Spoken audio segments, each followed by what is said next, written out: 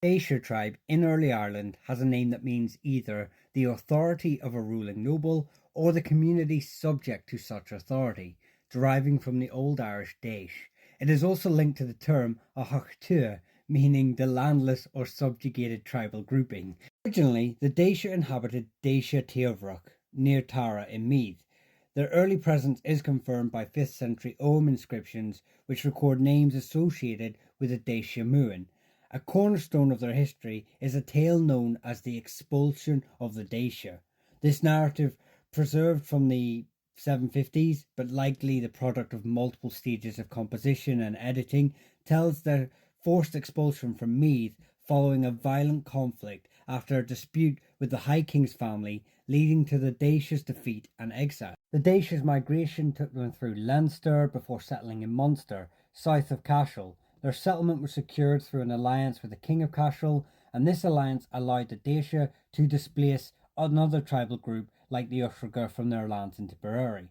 While most scholars consider this work as dynastic propaganda used to explain how the Dacia came to occupy their lands in Munster and to legitimise their claims to power and territory, some acknowledge the latter parts of the tale, especially the settlement in Tipperary, as reflecting genuine historical events.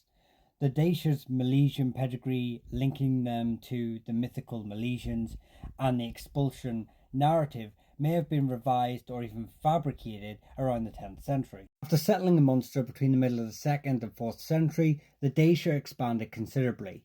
The Dacia Tuairisciart emerged in East Limerick and expanded into County Clare, while the Dacia Mór established themselves in Waterford, and by the 7th and 8th century, kings from the Rossa sept ruled the entire Dacia.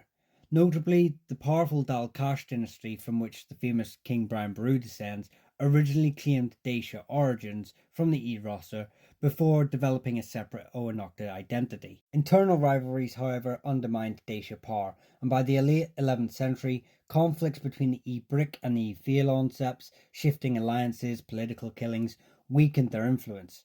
During the Norman invasion, the last Féileán king, his lands were granted to Robert le Power, ancestors of the Waterford Powers family.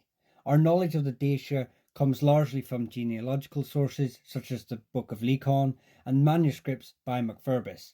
These records were not mere family histories but vital instruments for legitimising kingship and shaping political authority. If you want to hear more about the Dacia, its branches, septs, family groups, or another tribal group in Ireland, or your surname, please like, subscribe and comment below.